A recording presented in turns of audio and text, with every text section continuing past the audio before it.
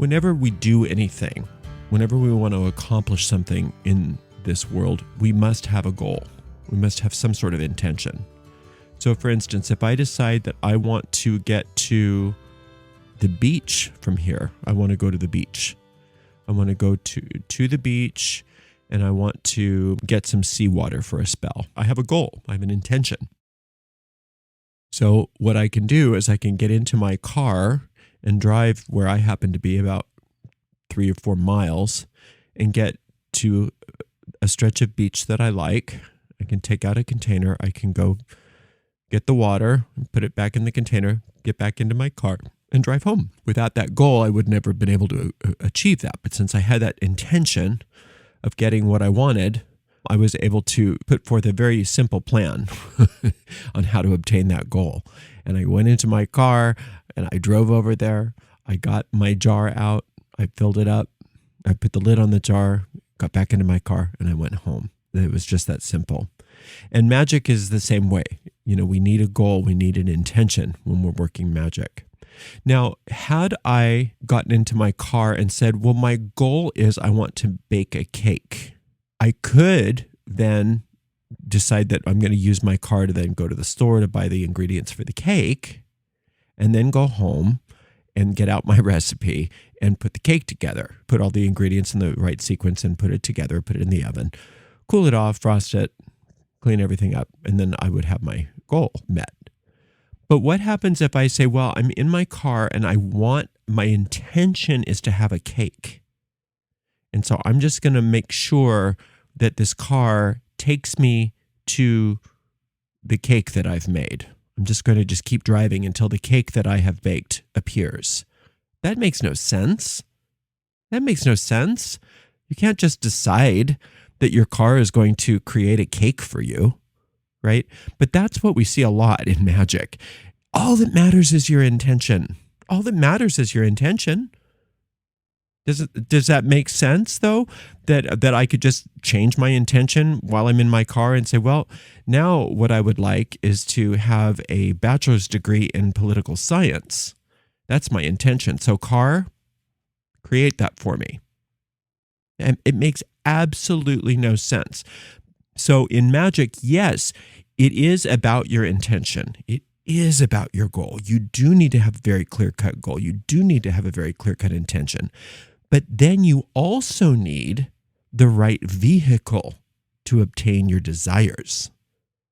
You can't just expect the intention alone to do it for you, just like you can't expect the cake to bake itself, or you can't expect a particular vehicle to bring you a result that it's not intended to bring you. And a lot of people do that with different kinds of spells and operations. They expect, well, my intention is enough so I can pretty much just do whatever I want, and I should be able to get my goal met. And then they get very upset, very disappointed. They say this doesn't work, or I'm not good enough, or they ask for help, and then they get these weird things like, well, your intention wasn't strong enough, or something like that. Doesn't matter how strong your intention is. If you go about it in a way that's not practical in regards to whatever your intended goal is, you're going to get what you get. Now imagine, on the other hand, imagine you didn't even have a vehicle. Imagine you didn't even know what to do. Imagine you said, okay, I'm going to bake a cake. I don't know how, but I think it has some flour in it. I think it has some eggs in it. I think it has some butter. I think it has some baking powder. I think it has something like that, some vanilla extract. I remember seeing people make cakes. So if I just put all that stuff in a bowl, throw it into a pan, and bake it at some temperature, I should have a very nice cake, because I've seen it. I've heard about it. People talk about cakes all the time. I should just be able to do what I want. And you're going to be very disappointed with whatever that comes out at. You're going to have something, but it will not be a cake. I promise. It will not be a cake. But if you decide instead, I'm going to learn how to bake a cake, well, that's a realistic intention. It's a realistic objective. And then you can find the right teacher or whatever, the right source, and they say, here's a recipe, make sure you follow it exactly, because if you don't follow it exactly, you're not going to have the right results. And then if you follow those instructions directly and you're very, very careful, you will have a wonderful cake. But not because your intention was extra strong. It was that your intention and your process lined up with one another. That's why. It's not a lot of times when you go and work magic, it's not sometimes that your intention wasn't strong enough. It's just that you didn't know what you were doing. It's just that you didn't know what to do with that intention. And there's this idea out there, a very pernicious idea out there, that magic is not a thing. All magic is a word that people use that simply means that you have strong intention. And that's not true. That's not true. That is not what magic is. Magic is art and science together. Magic is the art and science of creating change in accord with your will. So you decide that you want something, you have an intention, you want a particular thing, and then you find or develop or research the appropriate method for bringing about that effect for yourself. And there may be many, many different methods that work well toward getting what you want. But just like if you look up that lecture that I did on the basics of mental magic, you have there has to be a sequence. There has to be a certain process that occurs, regardless of what trappings you use, regardless of whether it's a candle spell or whether it's a puppet spell or whether it's an angel magic spell or whether it's a psalm spell, you still have to go through a particular kind of process. You have to relax your body, you have to relax your mind, you have to lower the defenses that are keeping your aura tight, so that you can actually have energy moving in and out of your auric body, so that you can actually create change. So you have to relax, you have to get into some sort of a trance state, you have to be able to conjure the feeling of that which you desire. You have to be able to visualize on some level the end result of that which you want. There has to be certain ingredients and a certain sequence. You have to have some sort of ability to project onto the screen of space that which you desire. There are multitudes of processes that can work depending on what system you're following. And if the system is valid, it will bring you results. Sometimes people work outside of their sphere of influence and they get disappointed. They decide, well, I want to have, Kevin Costner as my boyfriend or something like that.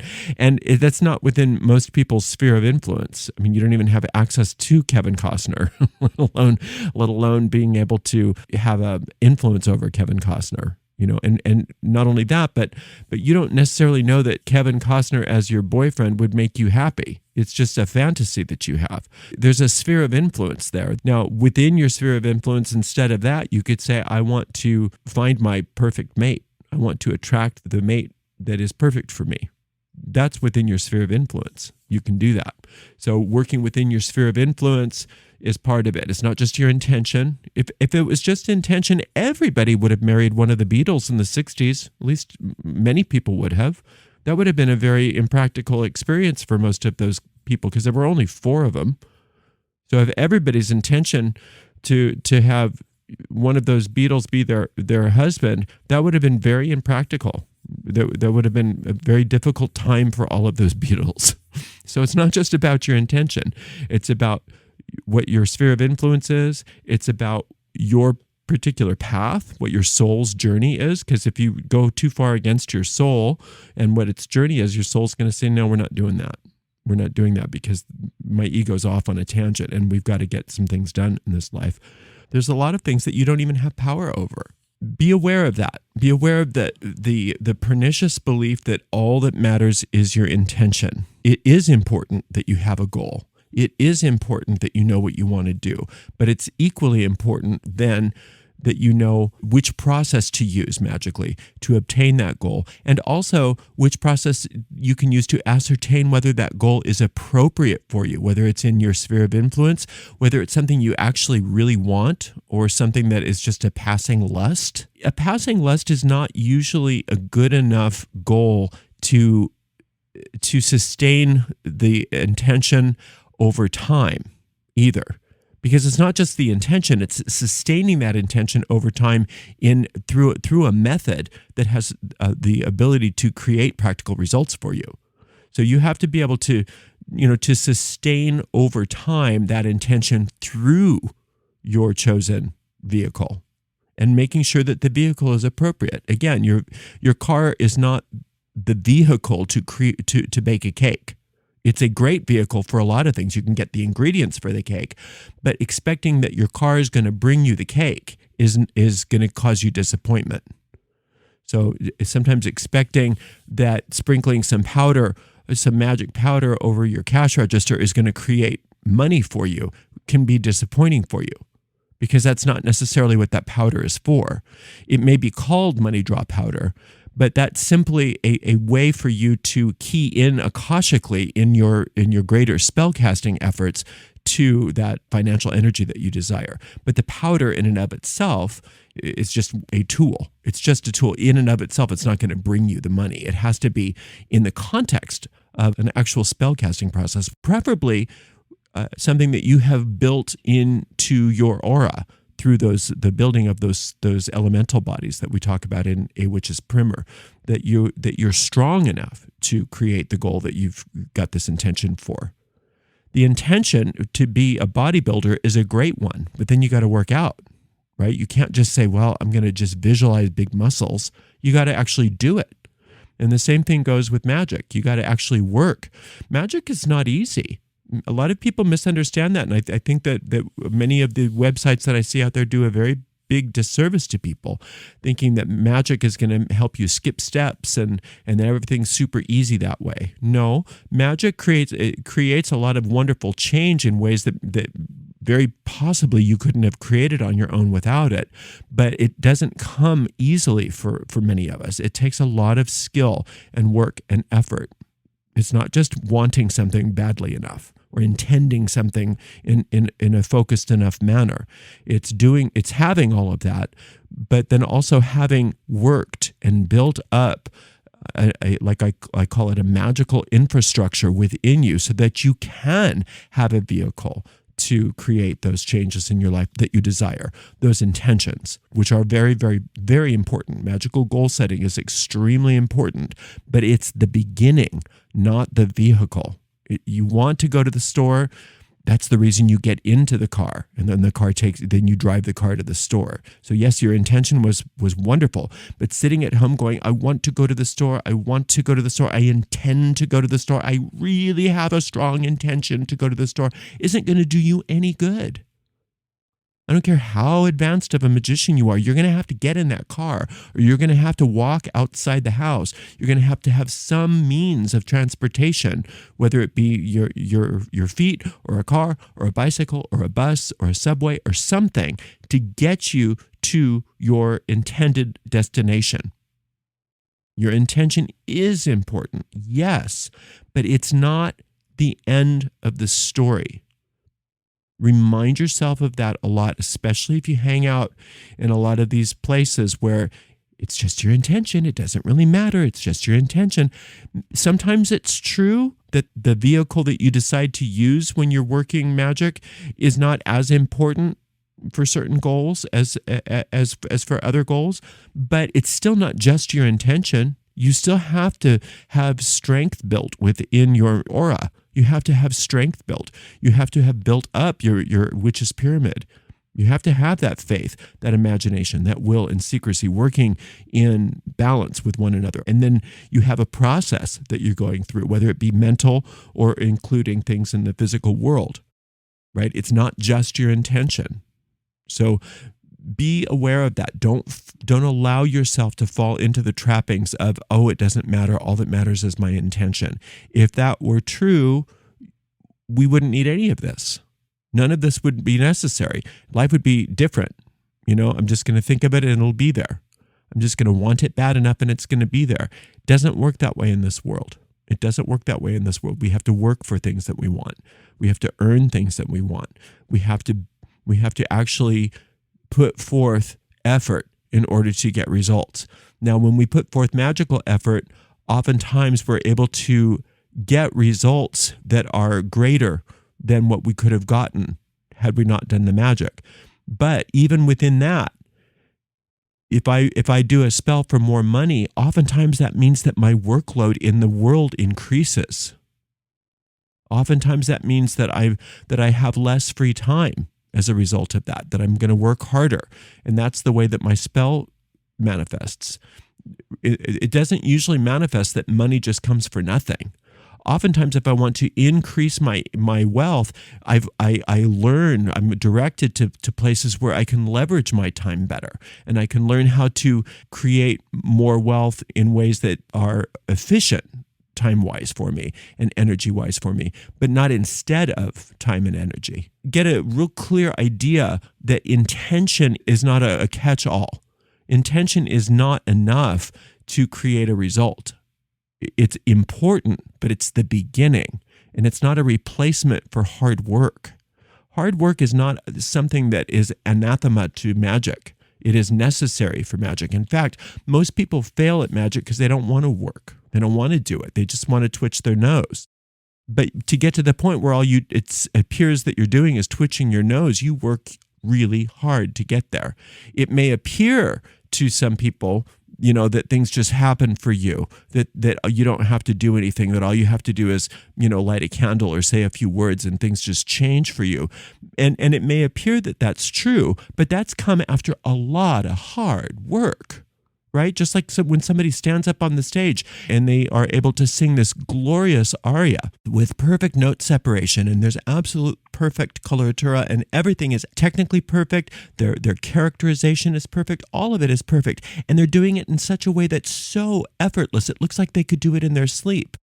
That came because of so many years of hard work that they were able to make it look like it was nothing. And the same is true for any kind of art, and especially the magical arts. It may look like an adept doesn't have to work very hard, but that's because of all the hard work that they've put into it. So it's not just their intention. It's not just that they're saying, oh, I intend da-da-da, so I don't have to do anything. It's that they've been working so hard and for so long, and they've streamlined their process so well that their intention automatically brings a plan together for them. Just like when I had the desire at the beginning of this talk to go to the beach. I've been in my car so many times. I've gone to the beach so many times. I know this area so well. I have done this kind of thing so much that I didn't have to think about a big plan. It just came about naturally for me because I knew what I was doing, right? But if I'd never been to the beach before, if I didn't know what a beach looked like, if I didn't know where the beach was, if I didn't know how to drive a car, if I didn't know what kind of a container to bring, I would have some work to do. I would have to learn how to drive, or I would have to learn how to take the bus. I would have to learn things first. It didn't just come out of a can that one day I was able to get into my car and drive to the beach. There was a lot that I had to learn. Now, maybe that was many years ago, right? But with magic, a lot of people don't realize that so many of the people that they look up to that seem like they get such great results have been doing it for so long. It's not just their intention. It's not just their intention is strong. It's that they have a strong practice. They are very experienced and they know what to do. And so they make it look easy. That's all. So don't think that there's something wrong with you, that your intention is just enough and you can't seem to make things work. Your intention is the beginning of things. So if you have a goal, that's wonderful. If you have a goal for magic, that's wonderful. Now let's build a spell around that goal that's going to be able to work for you. And if you haven't gotten a lot of experience doing this sort of thing before, if you haven't built those power bodies, if you have no true magical infrastructure, let's make sure that goal is reasonable, that it's not outside of your magical sphere of influence. Make sure that you're working on something that is achievable so that you can start building up success and success and success. And then you can put that in the faith bank, I call it. You can bank that faith, because that's one of the parts of the witch's pyramid that seems weak in many people, especially at first. So you want to have some success. So you don't set yourself up for failure when you're first starting to cast spells and have these big, quote, intentions. Have focused intention on goals that are achievable to begin with, maybe a little bit beyond your sphere of influence, and then make sure that you're working within a system that is tried and true and that can get results, and not just making things up as you go along, trying to bake a cake out of nothing when you have no experience baking cakes, because then you're just going to get disappointed, right? So intention is important, but it's not the the end of the story. It's the beginning.